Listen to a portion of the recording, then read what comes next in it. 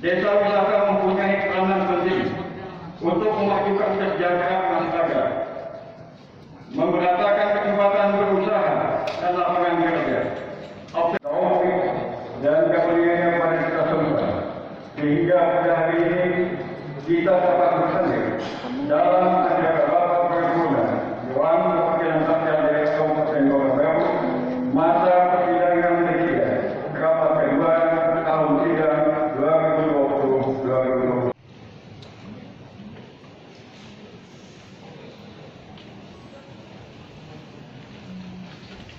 Tadi ini yang baru diparipurna kan? Iya.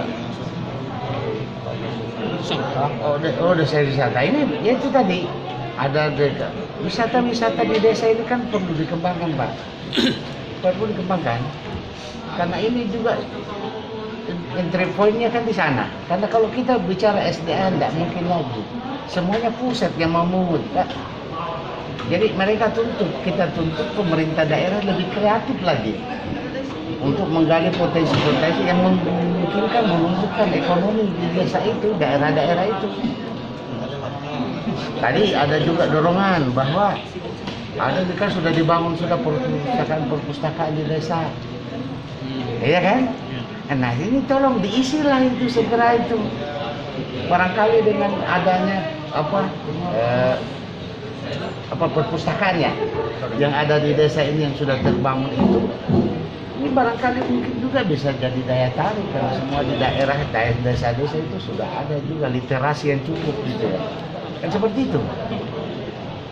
Ada itu kan tadi bagian ya, ada tadi yang disampaikan itu. Tapi ya itu kan apa? Saya melihat ini kan dari pendapat masing-masing fraksi ya.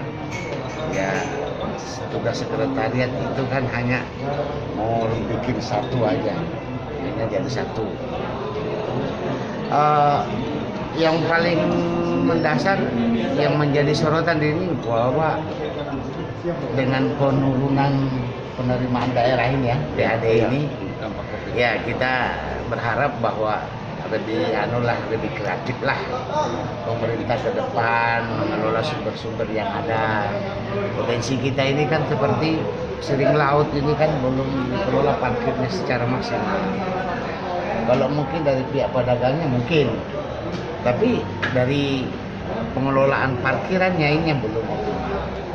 Saya kira harus ada langkah-langkah yang harus dilakukan terobosan untuk di tahun 2022. Gitu. Paling tidak seperti itulah.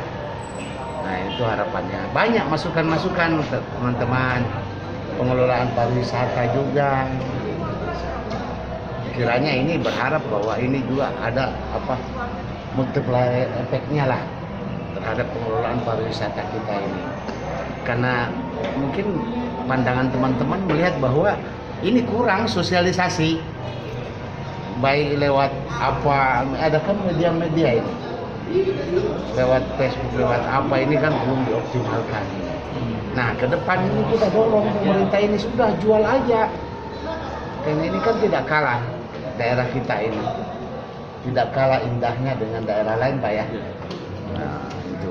Pak, kalau misalkan itu bisa didorong sama DPRD, kira berapa jumlah peningkatannya bisa Bapak untuk dioptimalisasikan, Pak?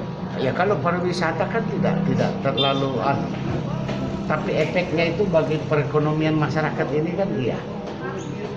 Karena di sana kan ya itu. Kalau untuk pendapatan untuk daerah ya tidak terlalu. Tapi kalau untuk ekonomi masyarakat, pelaku-pelaku usaha di daerah, ya kemungkinan ya dengan UKM-UKM yang ada di daerah itu akan bertumbuh. Nah ini kan itu. Nah inilah yang sementara itu. Dan ekonomi kreatif tadi memang sebagai amanah peraturan perundang-undangan di atasnya. Apalagi di tahun 2020 tadi Bupati telah me-SK-kan ada 10 objek wisata yang perlu dikembangkan di daerah kita, termasuk di kecamatan-kecamatan. Jadi bukan hanya yang dikelola oleh pemerintah daerah dalam hal ini dinas-dinas teknis, tetapi juga yang dilaksanakan oleh pemerintah desa melalui mungkin BUMDes-nya gitu ya kan. Atau ya kita contohkan yang kayak di mana? Gololo di Tegalrejo, BUMDes yang melaksanakan. Mungkin di beberapa pantai yang di Nusa Dua juga di Teluk Tamiang, pemerintah desa juga melalui BUMDes yang melaksanakan. Inilah kita buat regulasinya untuk bagaimana pengembangan desa wisata ini ke depannya gitu. Ya tidak terlepas dari pembinaan-pembinaan oleh SKPD yang menangani.